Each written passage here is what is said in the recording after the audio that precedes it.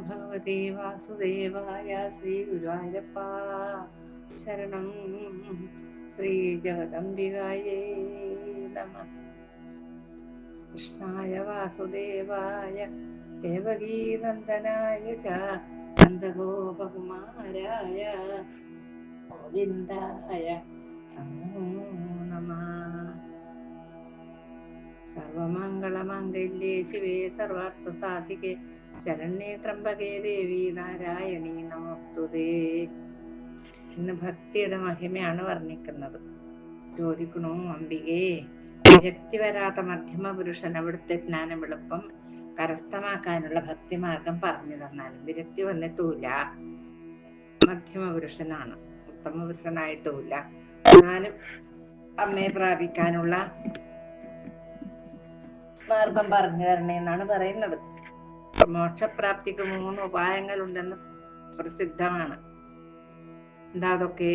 ഒന്ന് കർമ്മയോഗം, ഒന്ന് ജ്ഞാനയോഗം, ഒന്ന് ഭക്തിയോഗം. ഇത് 3 തന്നെ. 3നും വെച്ച് സുലഭമായത് ഭക്തിയോഗമാണ്. അത് മനസ്സുകൊണ്ട് എളുപ്പം അനുഷ്ഠിക്കാവുന്നതാണ് താനും. അതുകൊണ്ട് തന്നെ ദേഹത്തിന്റെയോ മനസ്സിന്റെയോ പീഡയില്ലാതെ ചെയ്യുകയും ആവാം. ഇത് ഭക്തിയല്ലേ വേണ്ടു. മനസ്സിൽ വേറൊന്നും ചിന്തിക്കാതെ ആ രൂപം തന്നെ ചിന്തിച്ച് മനസ്സിൽ പ്രാർത്ഥനയോടുകൂടി ഇരുന്നാൽ അത് ഭക്തിയായി. മനുഷ്യരുടെ ഗുണഭേദത്തിനനുസരിച്ച് ഭക്തി 3 തരത്തിലുണ്ടെന്ന് പറയുന്നു. അഹങ്കാരത്തോടുകൂടി മതമാത്സര്യത്തോടെ പരദ്രോഹം ചെയ്യുന്നതിന്റെ ഭക്തിക്ക് താമസീ ഭക്തി എന്നാണ് പറയുന്നത്. പരപീഡ കൂടാതെ സ്വന്തം ഐശ്വര്യത്തിനു വേണ്ടി കാമനായി കീർത്തിക്കും. ഭോഗസുഖത്തിനും വേണ്ടിയും താനും ഈശ്വരനും വേറെയാണെന്ന് കരുതി ഭജിക്കുന്നവന്റെ ഭക്തി രാജസീ ഭക്തിയുമാണ്. തന്റെ പാപങ്ങളെ നശിപ്പിക്കുവാൻ വേണ്ടി ഈശ്വരാർപ്പണമായി ചെയ്യുന്ന കർമ്മങ്ങൾ വേദം അനുശാസിക്കുന്ന വിധത്തിൽ അനുഷ്ഠിക്കണം. ഇനി ഭേദബുദ്ധി ഉണ്ടെങ്കിലും തന്റെ പ്രീതിക്കായി പ്രവർത്തിക്കുന്നവന്റെ ഭക്തി സാത്വികീ ഭക്തി തന്നെയാണ് എന്ന് ഞാൻ കണക്ക് കൂട്ടുന്ന ദേവി പറഞ്ഞു കൊടുത്തു. മുമ്പേ പറഞ്ഞ താമസഭക്തിയും രാജസഭക്തിയും ഭേദബുദ്ധിയോടുകൂടി ചെയ്യുന്നത് കൊണ്ട് ശരിയായ ഫലം ലഭിക്കുകയില്ല. ഇനി ആ പരാഭക്തിയെ പറ്റി പറയാം. എന്റെ ഗുണങ്ങളെ ശ്രവണം ചെയ്തും സ്തുതിച്ചും സഗുണാകാരമായി എന്നിൽ തൈലധാര പോലെ മുഴുകി മനസ്സ് പൂർണ്ണമായി അർപ്പിക്കുന്നതിന്റെ ഒരു ചിന്തയും കൂടാതെ സാമീപ്യ സാഷ്ടിയ സാലോക്യ സായുജ്യവും കൂടി മോഹിക്കാതെ എന്നെ സേവിക്കുക എന്ന ഉദ്ദേശം മാത്രം ലക്ഷ്യമാക്കി ദാസ്യഭാവത്തിൽ മോക്ഷേച്ഛ പോലുമില്ലാതെ പരമപ്രേമത്തോടെ എന്നെ തന്നെ ധ്യാനിക്കുകയും ദ്വൈതഭാവമില്ലാതെ സർവജീവജാലങ്ങളിലും ഈശ്വരനെ മാത്രം കാണുന്നവനുമായിരിക്കണം. ചണ്ടാളനിലും ഉന്നത കുലജാതനായ ബ്രാഹ്മണനിലും ഈശ്വര ചൈതന്യത്തെ മാത്രം കാണുന്നവനുമായിരിക്കണം എന്റെ ഭക്തൻ. കേട്ടാ, എല്ലാരും ബ്രാഹ്മണനൊരു പ്രത്യേക ഭാവവും വേണ്ട, ചണ്ടാളനൊരു നിസ്സാര ഭാവവും വേണ്ടാണ് പറയുന്നത്. ആരെയും ദ്രോഹിക്കാത്തവനും എന്റെ ഭക്തരെയും പ്രതിഷ്ഠകളെയും എന്റെ മന്ത്ര തന്ത്രങ്ങൾ കൊണ്ട് ശാസ്ത്ര പഠനം ചെയ്യുന്നവനും ആയിരിക്കണം. എന്റെ സ്മരണ മാത്രയിൽ പുളകം കൊള്ളുകയും ഭക്തി കൊണ്ട് കണ്ണീർ വാർത്ത് ഗദ്ഗത കണ്ഠനായി എന്നെ സ്തുതിക്കുകയും പൂജിക്കുകയും ചെയ്ത് മറ്റൊന്നിലും ചിന്തയില്ലാതെ എന്റെ വ്രതങ്ങളെ എടുത്ത് ധനമോഹമില്ലാതെ കഴിയുന്നവനായിരിക്കണം. ആര്? എന്റെ ഭക്തൻ പറയുന്നു ദേവി. ദേവി അല്ലാതെ മറ്റൊരു വസ്തുവും ഇല്ല എന്ന് കരുതി ആ വസ്തുക്കളിലൊക്കെ എന്നെ കാണുകയും ചെയ്യുന്നവന്റെ ഭക്തി പരാഭക്തിയാണ്. അവൻ എന്നിൽ വിലയിക്കുകയും ചെയ്യും. ഏറ്റവും വലിയ ഭക്തി ജ്ഞാനം തന്നെയാണ്. വൈരാഗ്യവും ജ്ഞാനവും കൈവന്നാൽ ജ്ഞാനസിദ്ധി നേടാം. ഇനി പ്രാരബ്ധം കൊണ്ട് ജ്ഞാനമില്ലെങ്കിലും ഭക്തി ഉണ്ടെങ്കിൽ മണിദ്വീപത്തിലെത്താം. അവിടെ വന്ന് ഭോഗങ്ങളെല്ലാം ഭുജിച്ച് അവസാനം ആത്മജ്ഞാനവും നേടാം. ജ്ഞാനം കൂടാതെ മുക്തി കൈവരികയില്ല.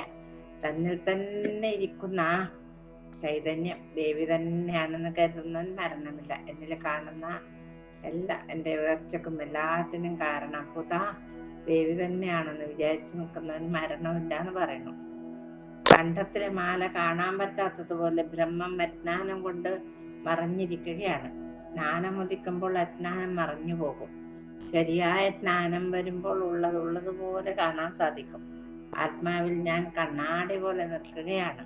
വിദിതാവിദിതങ്ങൾക്കും അപ്പുറത്തായി ഞാൻ നിൽക്കുന്നു. വെള്ളത്തിൽ പ്രതിബിംബിക്കുന്നത് പോലെയും ഭൂമിയിൽ വെയിലോ നിഴലോ പോലെ ഒളിഞ്ഞും തെളിഞ്ഞും നിൽക്കുകയാണ് ഞാൻ കേട്ടോ. പേടിക്കണ്ട, ഞാൻ കൂടെ തന്നെ ഉണ്ട്. വിരക്തനായ ഒരാൾ ജ്ഞാനം നേടാതെ മരിക്കുകയാണെങ്കിലും അവൻ കൽപ്പാവസാനം വരെ ബ്രഹ്മലോകത്തിൽ വസിക്കും. ഐശ്വര്യമുള്ളവന്റെ ഗൃഹത്തിൽ വന്ന് ജനിച്ചവൻ സാധനകൾ അനുഷ്ഠിച്ച് ജ്ഞാനിയായി തീരും. അനവധി ജന്മങ്ങൾ കൊണ്ട് ഈ ജ്ഞാനി ആവാൻ സാധിക്കുകയുള്ളൂ. അതുകൊണ്ട് തന്നെ പ്രയത്നം ചെയ്ത് ജ്ഞാനം നേടിയെടുക്കണം. ഈ മനുഷ്യജന്മം തന്നെ ദുർലഭമാണ്. സമാധിഷഡ്ഗ സമ്പത്തിയും അഷ്ടാംഗയോഗ സിദ്ധിയും അതിലും ദുർലഭമാണ്. അങ്ങനെയൊന്നും ലഭിക്കുന്നതല്ല ഇതൊന്നും. ശ്രേഷ്ഠനായ ഗുരുവിനെ ലഭിക്കലും വളരെ ദുർലഭമായി കിട്ടുന്നതാണ്. ഗുരുവിനെ കിട്ടും, പക്ഷെ ശ്രേഷ്ഠനായ ഗുരുവിനെ കിട്ടണ്ടേ. ഇന്ദ്രിയ സാമർഥ്യവും കർമ്മവും കൊണ്ട് സംസ്കാരം സിദ്ധിച്ച ദേഹവും അനേക ജന്മസുഹൃതം കൊണ്ടേ ലഭ്യമാവുള്ളൂ കേട്ടോ. മോക്ഷേച്ഛയും അതുപോലെ തന്നെ. ഇതൊക്കെ ഉണ്ടെങ്കിലും ജ്ഞാനം മതിക്കാത്തവന്റെ ജന്മം നിരർത്ഥകമാണ്. യഥാശക്തി ജ്ഞാനം നേടാൻ ശ്രമിച്ചാൽ ഓരോ കാൽവെപ്പിലും അശ്വമേധയാഗം ചെയ്ത ഫലം അവന് സിദ്ധിക്കും എന്ന് പറയുന്നു ദേവി. പാലിൽ വെണ്ണ ഒളിഞ്ഞു കിടക്കുന്നത് പോലെ എല്ലാറ്റിലും ജ്ഞാനം തെളിഞ്ഞു കിടക്കുന്നു. അതിനെ നമ്മള് ഹൃദയമാകുന്ന കടകോൽ കൊണ്ട് കടഞ്ഞെടുക്കണം. വേദം ഉദ്ഘോഷിക്കുന്ന ജ്ഞാനത്തെക്കാൾ കൃതാർത്ഥനാകാം. അങ്ങ് ചോദിച്ച ചോദ്യത്തിനെല്ലാം ഞാൻ ഉത്തരം തന്നു കഴിഞ്ഞല്ലോ അല്ലേ എന്ന് ചോദിച്ചു ദേവി. അപ്പോ അങ്ങനെ ഭക്തിയുടെ മാഹാത്മ്യം 37-ാം അധ്യായം ഭഗവത്പാദത്തിലെ സമർപ്പിച്ചു നമ്മൾ. ഇനി എന്താണ്? ആ ദേവിയുടെ ഉത്സവം എങ്ങനെ ആഘോഷിക്കണം, വ്രതങ്ങൾ എങ്ങനെ എടുക്കണം എന്നുള്ള കാര്യങ്ങളൊക്കെയാണ് പറയുന്നത്. അപ്പൊ ഹിമവാൻ ചോദിക്കുന്നു, അവിടുത്തെ ദേവീ സ്ഥാനങ്ങൾ ഏതൊക്കെയാണ്, എന്തൊക്കെയാണ് പ്രധാനപ്പെട്ട വ്രതങ്ങള്, ഉത്സവങ്ങളും എന്തൊക്കെയാണ്, എല്ലാം പറഞ്ഞു തന്നാലും എന്ന് പറഞ്ഞു. ദേവി പറയുകയാണ്, ഞാൻ എല്ലാ കാലത്തും എല്ലായിടത്തും സച്ചിദാനന്ദ സ്വരൂപിണിയായി വർത്തിക്കുന്നു. അതുകൊണ്ട് തന്നെ എല്ലാ കാലവും ഉത്സവവും വ്രതവും കൊണ്ട് എന്നെ സന്തോഷിപ്പിക്കാം. ഇന്ന സമയത്തേ പറ്റുള്ളൂ എനിക്ക് വേണ്ടി ചെയ്യുന്നതൊന്നുമില്ല, എല്ലാ സമയത്തും. എങ്കിലും പ്രധാനപ്പെട്ട ചില സ്ഥാനങ്ങൾ ഞാൻ പറഞ്ഞു തരാം. മഹാലക്ഷ്മി വാഴുന്ന കോലാപുരം, രേണുകയായി മാതൃപുരത്തിൽ പിങ്കളയായി വാഴുന്ന തുലജാപുരം, ജ്വാലാമുഖി വാഴുന്ന സപ്തശൃംഗം, ശാകംഭരി ദേവി വാഴുന്ന ഭ്രാമരീപുരം, ശ്രീ രക്തദന്തിക വാഴുന്ന ദുർഗാസ്ഥാനം. വളരെ ശ്രേഷ്ഠങ്ങളാണ് കേട്ടോ ഇതൊക്കെ. വിന്ധ്യാദ്രി നിവാസിനി വാഴുന്ന സ്ഥാനം, അന്നപൂർണ സ്ഥാനമായ കാഞ്ചീപുരം നമ്മുടെ ചെറുകുന്നിലുണ്ട്.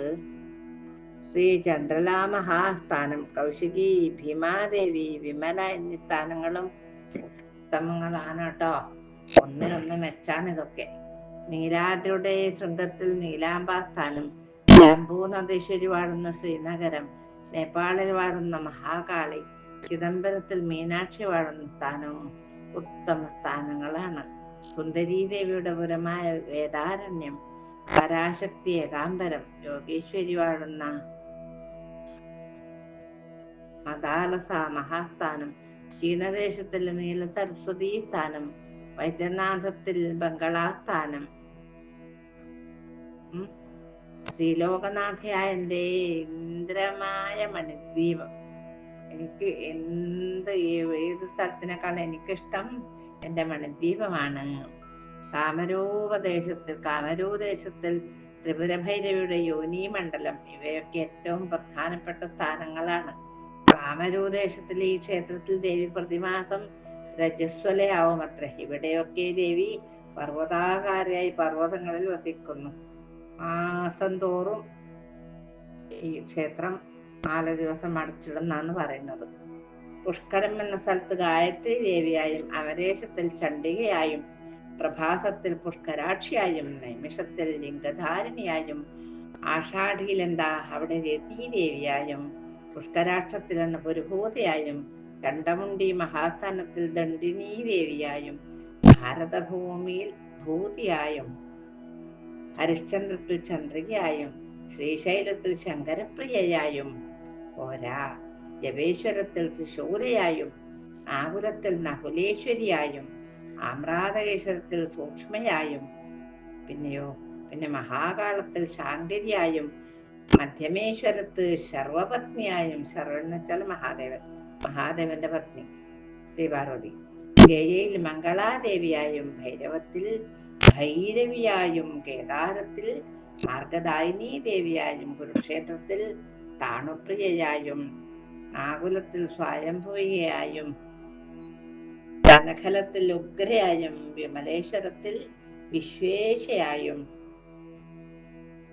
അട്ടഹാസത്തിൽ മഹാനന്ദയായും മാഹേന്ദ്രത്തിൽ മഹാന്തകയായും ഭീമത്തിൽ ഭീമേശ്വരിയായും ഇങ്ങനെ ഓരോരോ സ്ഥലത്തിന് അനുസരിച്ചിട്ടുള്ള നാമധേയത്തിലാണ് ഞാൻ ഉണ്ടാവുക എന്ന് പറഞ്ഞു കൊടുക്കുകയാണ് ചെയ്യുന്നത്. വസ്ത്രാവസത്തിൽ ഭവാനിയായും അർദ്ധകോടിയിൽ രുദ്രാണിയായും വാഴുന്നു കേട്ടോ. അവിമുക്തത്തിൽ വിശാലാക്ഷിയായും മഹാലയത്തിൽ മഹാഭാഗയായും അതുപോലെ ഗോകർണത്തിലാണെങ്കിലോ ഭദ്രകർണികയാണ് ഞാൻ. ഭദ്രകർണത്തിലാണോ ഞാൻ ഭദ്രമാലയാണ്, ഭദ്രയാണ് ഞാൻ. സുവർണാക്ഷത്തിൽ ഉൽപ്പലാക്ഷിയാണ്. താണുവിൽ സ്ഥാനനാഥയാണ്. കമലത്തിൽ കമലാദേവിയാണ്. ശകലണ്ടത്തിൽ പ്രചണ്ഡയായും വസിക്കുകയാണ് കേട്ടോ ഞാൻ. കുരണ്ടലത്തിൽ ത്രിസന്ധ്യയായും മാകോടത്തിൽ മുകുടേശ്വരിയായും മണ്ഡലേശത്തിൽ ശാണ്ഡകിയായും കളഞ്ചരത്തിൽ കാളിയായും ശംഖുകർണികയിൽ ധ്വനിയായും സ്ഥൂലകേശ്വരത്തിൽ സ്ഥൂലയായും ത്രിലേഖയായി ജ്ഞാനികളുടെ ചിത്തത്തിലും ദേവി വാഴുന്നു. ദേവിയുടെ പ്രിയപ്പെട്ടതും പ്രധാനമായതും സ്ഥാനങ്ങളെല്ലാം ഞാൻ പറഞ്ഞു തന്നു കഴിഞ്ഞില്ലേ. ഇനി എന്താ കേൾക്കേണ്ടത്? ക്ഷേത്ര മഹാത്മ്യം നന്നായി കേട്ട് ദേവി അതാത് തരത്തിൽ പൂജിക്കണം. അനവധി ക്ഷേത്രങ്ങൾ കാശി നഗരത്തിലുണ്ട്. അവിടെ താമസിച്ച് ദേവീഭക്തിയോടുകൂടി ഓരോ സ്ഥാനത്തും ചെന്ന് കണ്ടും ജപിച്ചും ദിവസങ്ങൾ അങ്ങനെ കഴിക്കണം. ഉഷസ്സിൽ എഴുന്നേൽക്കണം. ഇവിടെ ദേവീ പാദാബ്ജം ധ്യാനിക്കണം. ഇവിടെ ദേവീ നാമങ്ങൾ ജപിക്കണം. അങ്ങനെ കഴിയുന്നൊരുവന്റെ പാപങ്ങളൊക്കെ ഭസ്മം പോലെ ചാമ്പലായി പോകുന്നു പറയുന്നു. ശ്രാദ്ധ ദിവസങ്ങളിൽ ഈ പുണ്യനാമാവലി ജപിച്ചാൽ പിതൃക്കൾ മുക്തി പ്രാപിക്കുത്രേ. ഇനി വ്രതങ്ങളെ പറ്റി പറയാട്ടോ. സ്ത്രീകളും പുരുഷന്മാരും നോറ്റിടേണ്ട വ്രതങ്ങളാണത്. രസകല്യാണിനി വ്രതം, ആർദ്രാദേവിക്ക് ഇഷ്ടമായ തൃതീയാ വ്രതം, വെള്ളിയാഴ്ച വ്രതം, കൃഷ്ണ ചതുർദശി വ്രതം, ചൊവ്വാഴ്ച വ്രതം, പ്രദോഷ വ്രതം തുടങ്ങിയതൊക്കെ വിശേഷപ്പെട്ടതാണ്. ദേവിക്ക് ഇഷ്ടപ്പെട്ട വ്രതങ്ങളാണ് അതൊക്കെ. പ്രദോഷത്തിൽ സന്ധ്യാസമയത്ത് ശങ്കര ഭഗവാൻ പീഠം വെച്ച് ദേവിയെ അതിലിരുത്തി ദേവി സന്നിധിയിൽ ശങ്കരൻ ദേവന്മാരോടുകൂടി താണ്ഡവ നൃത്തം ആടുന്നു. ആ ദിവസം ഉണ്ടല്ലോ വ്രതമെടുത്ത് സന്ധ്യക്ക് ദേവിയെ പ്രതിപദത്തിൽ പൂജിച്ചാൽ ദേവി പ്രസാദിക്കും. ശ്രീ ശങ്കര ഭഗവാൻ തന്നെ, അതായത് മഹാദേവൻ തന്നെ പൂജിക്കുന്ന സമയമാണല്ലോ അത്. തിങ്കളാഴ്ച വ്രതവും ദേവിക്ക് ഏറ്റവും പ്രിയപ്പെട്ടതാണ് കേട്ടോ. അന്ന് ദേവി പൂജ ചെയ്ത് രാത്രി മാത്രം പൂജിക്കണം. നവരാത്രി വ്രതം എനിക്ക് ഏറ്റവും ഇഷ്ടപ്പെട്ടതാണ്. നിത്യ നൈമിത്തിക വ്രതങ്ങൾ ഇനിയും കുറേ ഉണ്ട് പറയാൻ. നവരാത്രി വ്രതം ശരത്കാലത്തും വസന്തത്തിലുമാണ് നടക്കുന്നത്. ഇത് മുടങ്ങാതെ ചെയ്യേണ്ടതാണ്. മനസ്സിൽ മാത്സര്യം തുടങ്ങിയ വിചാരങ്ങളൊന്നും ഇല്ലാതെ ചെയ്യേണ്ടതാണ് കേട്ടോ ഇത്. അല്ലാതെ ഒരുപാട് വൈരാഗ്യ ബുദ്ധിയൊക്കെ വെച്ചിട്ട് ഞാൻ വലിയ വ്രതം എടുക്കുന്നുണ്ട്, വലിയ ആൾക്കാരെ കാണിക്കാൻ വേണ്ടിയിട്ടുള്ളൊരു വ്രതമൊന്നും വേണ്ട. മനസ്സ് ശുദ്ധമായാല് അവിടെ ദേവി കൂടിയിരിക്കും.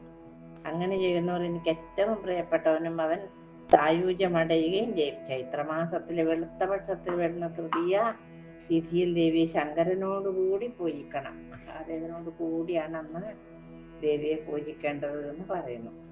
ഏറ്റവും പ്രിയപ്പെട്ട ഡോളോത്സവത്തിനെ പറ്റി പറയാം. ഡോളോത്സവം അതായത് ഒന്ന് ശയനോത്സവം, ഒന്ന് ജാഗരണോത്സവം, ഒന്ന് ദമനോത്സവം, ഒന്ന് രഥോത്സവം, ഒന്ന് ശയനോത്സവം. ശയനോത്സവം ആഷാഢ പൗർണമിയിലാണ് നടത്തേണ്ടത്.